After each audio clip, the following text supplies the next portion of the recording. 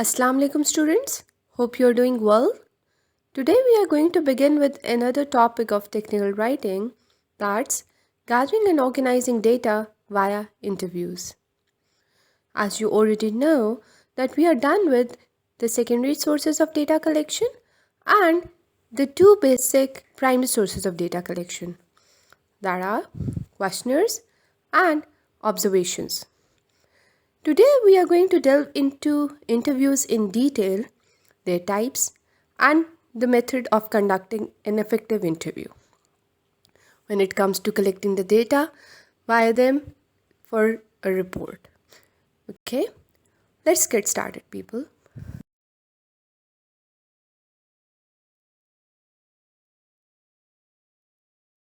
What is an interview? An interview is an interchange of views between two or more people on a topic of mutual interest. An interview can be described as a structured conversation where one participant asks questions and the other provides answers. In common practice, the word interview refers to one on one conversation between an interviewer and an interviewee. Interviewer is a person who is taking an interview and interviewee the one answering. Okay? A research interview involves an interviewer who coordinates the process of conversation and asks questions, and an interviewee who responds to those questions. Interviews are an appropriate method when there is a need to collect in depth information on people's opinions, thoughts, experiences, and feelings. Okay? Let's start with the purposes of an interview. Well, the interviews are basically designed to evaluate or assess a person in some respect. If you just consider a job interview, they are designed to actually assess a person whether or not he's qualified for that job. B. To gather data. Well, if you are conducting a research, one of the most important tools is interviews. You basically gather data through interviews. You gather data from the person who has an expert knowledge about the relevant subject. Okay? For instance, if you are researching on a particular business strategy or a technical design, etc., you would actually interview a person who is expert in that field. Basically, the interviews help you explain and better understand your research subjects. Okay, their opinions, behaviors, experiences, phenomena, etc. Okay, moving to the types of interviews. Well, there are three main kinds of interviews: A. Structured interviews, B. Semi structured interviews, C. Unstructured interviews. Let's start with the structured interviews. In structured interviews, the content and procedures are organized in advance, which means that the questions will be pre-formulated. Okay? Let's start with the semi-structured interviews. A semi-structured interview is a meeting in which the interviewer does not strictly follow a formalized list of questions. Okay? In semi-structured interviews, although we do have a list of predefined questions in a particular order, but the researcher or interviewer may not follow that format. He can miss out certain questions depending upon the answers or the responses of the interviewee, and also change the order of the questions. Moreover, to further probe into a particular topic, the researcher might ask some probing questions as well. Then we have the unstructured interviews. Unstructured interviews, as the name suggests, basically are not structured, meaning they are more flexible and are usually done in a more conversational style. Okay, the pre-formulation of the questions it is not necessarily done. Okay, before I give you an elaborative account of structured, unstructured, and semi-structured interviews, let's first look into the probing questions. Probing is asking follow-up questions when we do not fully understand a response. For example, in case of an interview, you might not understand what the respondent is saying, or you might want to further delve into that topic. Okay? and you might ask further questions to augment your understanding. That's basically what is called as probing. For instance, if you are researching on a particular topic, say a particular social experiment, you might ask your respondent, what do you think that is? In the middle of his responses, you might ask this question: do you feel that that is right? What does it remind you of? What's your prediction? Okay, you can ask such questions in the middle based on the respondent's answers. Okay, for instance, if you are interviewing a scientist, you might ask him, okay, how did you come up with this idea? Okay, and if he gives a particular response, you say, what will be its impact?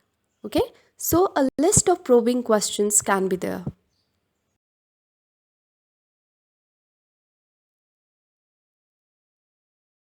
A structured interview is also known as a standardized interview or a researcher administered survey. Interviewers read the questions exactly as they appear on the formulated list of questions. The choice of answers to the questions is often fixed, which means that the questions are usually closed ended. Moreover, you can also include open ended questions in a structured interview as well. A structured interview also standardizes the order in which the questions are asked of the survey respondents so that the questions are always answered within the same context. In structured interviews, it is usually necessary for researchers to develop an interview schedule which lists the wording and sequence of questions. In this case, the researcher does not have the liberty to include questions based on the response of the interviewee. Let's start with some of the characteristics of structured interviews. Well, in a structured interview, an interviewer asks each respondent the same series of questions, which means that there's no deviation. If he'll be asking a question about an importance of a particular thing from him, he'll ask the same question from the other interviewee as well. Moreover, the interviewer will ask the questions in the same sequence. The questions are created prior to the interview and they often have a limited sense of response categories. As I have already told you, that usually the structured interviews have closed-ended questions. They can have open-ended questions, but mostly they have closed-ended questions. Due to this, there's generally a little room for variation in responses, and since there are a few open-ended questions included in the questionnaire, so the interviewer can further probe into the topic. Okay? Questioning is standardized and the ordering and phrasing of the questions are kept consistent from interview to interview. Okay? The interviewer plays a neutral role and acts casual and friendly and does not insert his or her opinion in the interview. In a structured interview, we can have open-ended questions as well as closed-ended questions. Usually, closed-ended questions are preferred because the researcher basically wants to conduct a statistical analysis, and statistical analysis can best be done via closed-ended questions. Let's look into some of the examples of questions that can be included in a structured interview. Did you enjoy using our product? Yes, no, I don't know. So people, it's a closed-ended question. Have you ever visited London? Yes, no. Okay, so a closed-ended question again. Now, if you just look into these open-ended questions, what do you think about the new packaging? Okay, so the respondent will be giving a desirable response to that. Okay, how can we improve our services? Why did you choose this outfit? Etc. Okay. Remember, people, in a structured interview, the questions are pre-formulated, they are predefined in a particular order, and they're asked in the particular order. Okay? Let's start with semi-structured interviews. A semi-structured interview is a method of research used most often in social sciences. While a structured interview, as you all know, has a rigorous set of questions which do not allow one to divert. A semi structured interview, on the other hand, is open and more flexible and allows new ideas to be brought up during the interview as a result of what the interviewee says. Okay? Which means that you can make use of certain probing questions. Okay? The interviewer in a semi structured interview generally has a framework of themes to be explored. Okay? Moreover, in a semi structured interview, the interviewer uses a set of predetermined questions. Okay? And the respondents answer those questions in their own words. Some interviewers use a topic guide, which means that already formulated set of questions that serve as a checklist to ensure that all respondents provide information on the same topics. Okay? The interviewer can probe into certain areas based on the respondents' answers and ask supplementary questions for clarification or to further delve into the details. Okay? Therefore, semi-structured interviews are useful when there is a need to collect in-depth information in a systematic manner. Okay?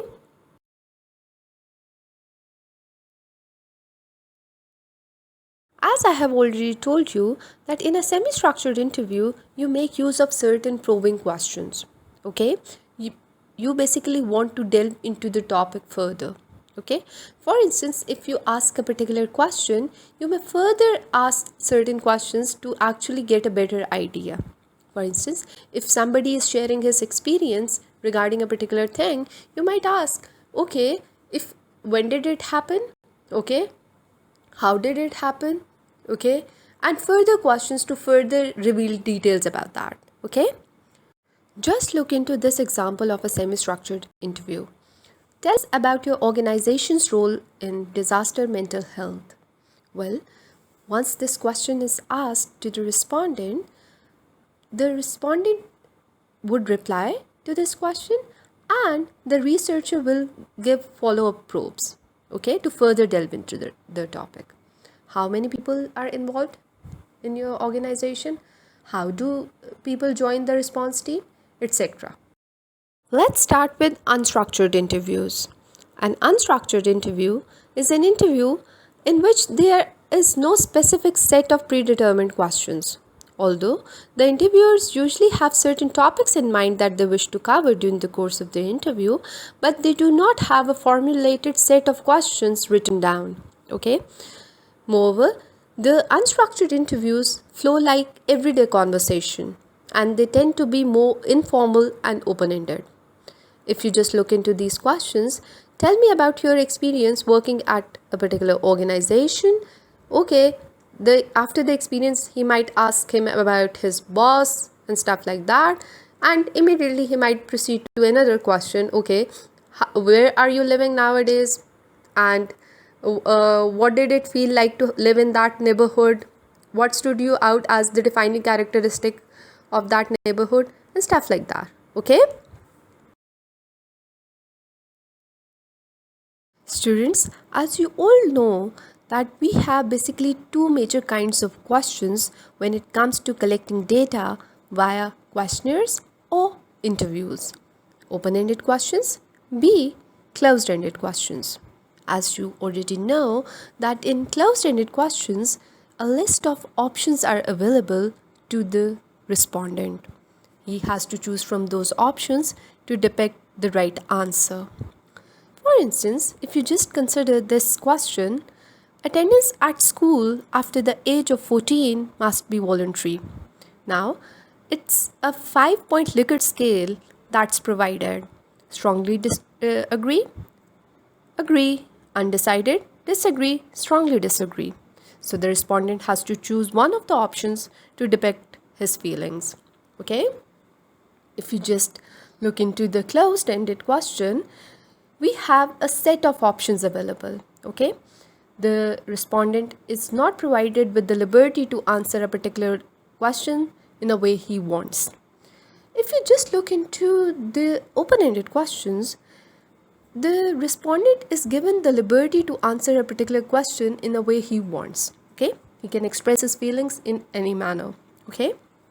For instance, if you just look into this example, what kind of television programs do you most prefer to watch?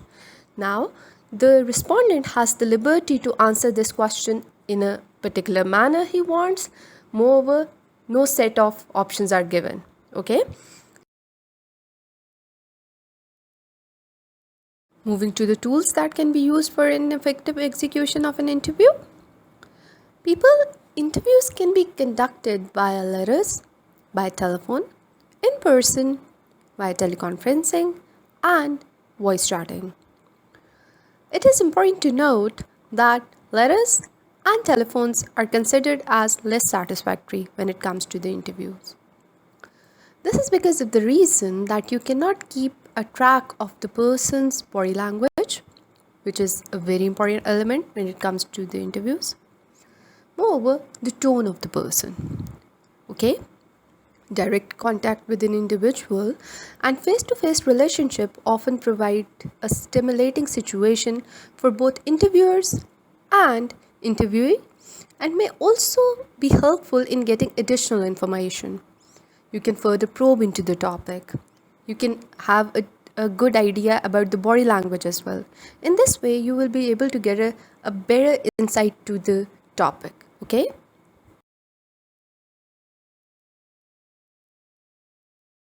Moving to the steps of conducting an effective interview. Whenever you are conducting an interview, first you have to select the right person. You have to be very sure that the person you are selecting has the relevant information that you require. For instance, if you are researching on a particular teaching methodology, is that person applying that teaching methodology? Does he have the required information? If you are conducting a research related to scientific domain, you must be very sure that the other person has the idea about that. Okay? And then you have to find out as much possible about the person to be interviewed, about his credentials, about his knowledge, about if he's related to this field or not. Okay? Is he able to actually respond to the questions that you are going to ask him? Okay? Then you have to make a definite appointment by telephone or letter, explaining carefully the purpose of your interview, the type of information required, and it is a very important aspect that you describe the significance or importance of your research, what contribution the interviewee will make. Okay? You also have to make the interviewee understand that how will you be using that data. Okay?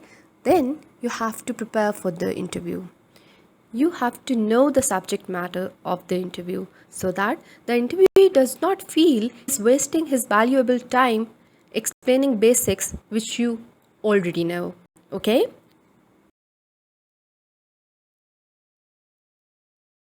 After having prepared the questions, now you're ready to lead the interview. You may start the interview now. Then you have to make sure that you do only as much talking as necessary to keep the interview talking. Do not beat about the bush. Do not frustrate your interviewee by asking such questions that may frustrate him. Okay? Moreover, do not contradict or argue with your interviewee, because if you will argue or contradict about anything, it will ultimately frustrate your interviewee. Okay?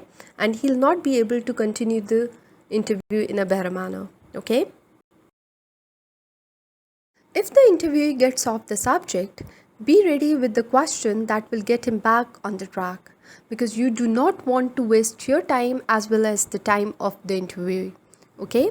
If the interviewee offers statistics, figures, facts, mathematical formulas, or other matters which may require careful checking, you have to make sure that you ask for his permission to write down statements. Okay? Keep the ethical aspect in consideration. Okay? Moreover, if the interviewee does not give you consent to record the interview in terms of videotaping, do not do that. Okay?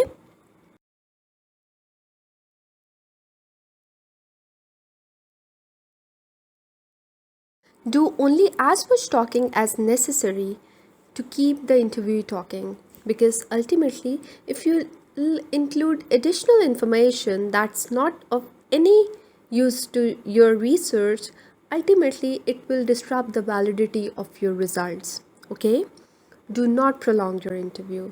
Okay, do not ask for the information that's not necessary. Okay, moreover, be courteous. Show respect to your interviewee. Even if you disagree with the particular thing, do not say that. Okay? Moreover, after you are done with the interview, you have to send the interviewee the record of the interview to give him the opportunity to correct any errors that you may have made or permit him to change his mind about anything he has said. Okay, these are the ethics of your interview. Okay, moreover, if you consider the last point, if you are planning to quote him, be sure that the interviewee is aware of this and gives you the permission to do so. If he doesn't, do not quote him. Okay.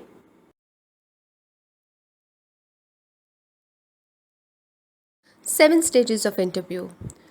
There are basically 7 stages of conducting an effective interview.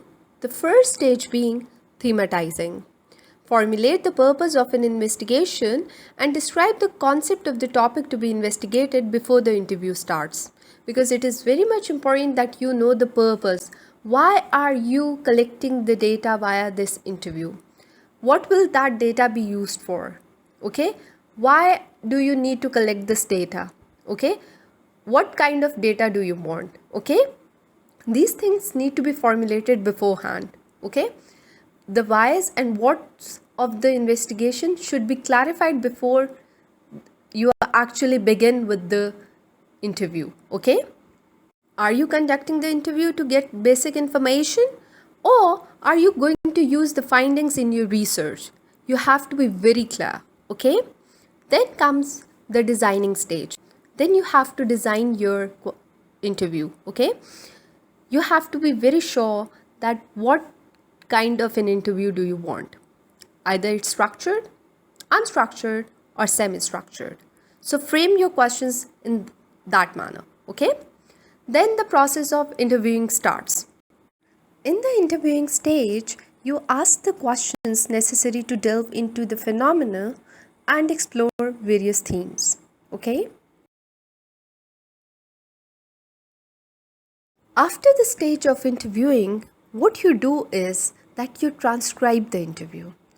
What I mean by transcribing is that either you have recorded your interview in audio form or in the video form. What you will do is that you will write each and every question, each and every answer. Okay, you will convert the audio into the written form. Okay, what it will do is that it will help you in the analysis phase. Okay, in the analysis phase, you basically look for the information based on the purpose in your topic of investigation. You look for the required information, whether or not you have got the required information, which information is relevant and which is not.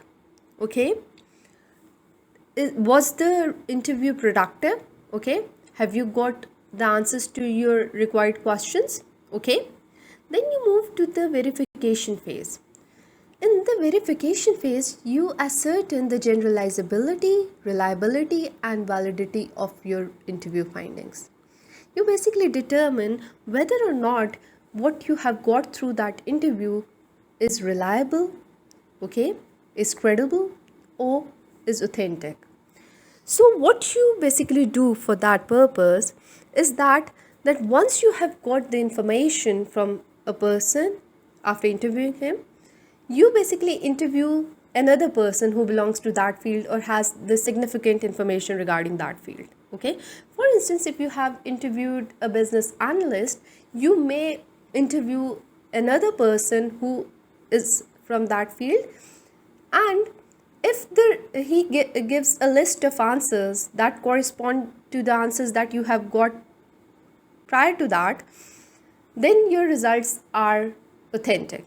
And if they do not, that means that you have to give your research, your interview another thought. Okay, then you basically go to the reporting phase. You basically, in this phase, you communicate your findings to the interviewee as well as to the world. In case you basically write down a particular research paper, you enter those findings in that, okay, and contribute to the body of knowledge. Okay.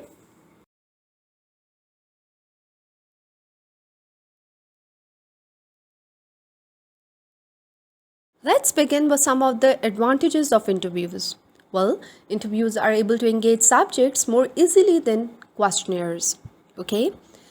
Moreover, the questions can be effectively explained on the part of the researcher, and the researcher can effectively probe into a particular topic. Okay. The respondent can ask the researcher to further elaborate the question, or the researcher can ask the respondent further questions so as to get a broader view of the topic. Okay. In this way, you are able to get valuable data that can be of a lot of benefit to your research. Okay.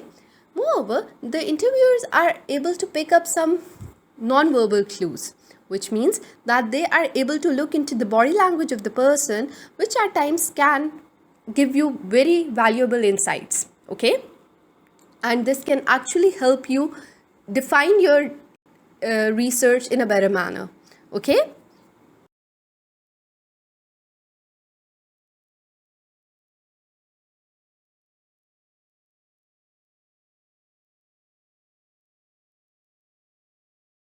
Let's start with some of the disadvantages of interviews. Well, it is difficult to record responses while simultaneously conducting an interview, because at times it happens that the respondent might give lengthy answers to your questions. That means that managing the answers and recording them while simultaneously questioning the interviewee can be a difficult process. Okay. Moreover, different interviewers are likely to obtain different responses if questions, techniques, and questioning procedures aren't standardized. People, for instance, if two people are working on the same project and they are in the process of conducting an interview, it is very important that you standardize the procedure. Okay. Your questions must be structured, they must be standardized. Okay. Because ultimately it will help you in analyzing the data. Okay. If this thing is not abided by, then different interviewers will get different responses. Okay. Which will ultimately affect the validity of your data. Okay. Thirdly, the context of the interview, which may provide the non-verbal clues, may produce interruptions. For instance, the body language, the tone, at times there are other things as well, or cause intrusions which are difficult to manage. Okay? Students, we'll stop here. I do believe that by now you're pretty clear about what are interviews. How do you basically go about conducting an interview? What are the three major types of interviews? In case you still have any ambiguity, feel free to write to me via Google Forms. Thank you so much.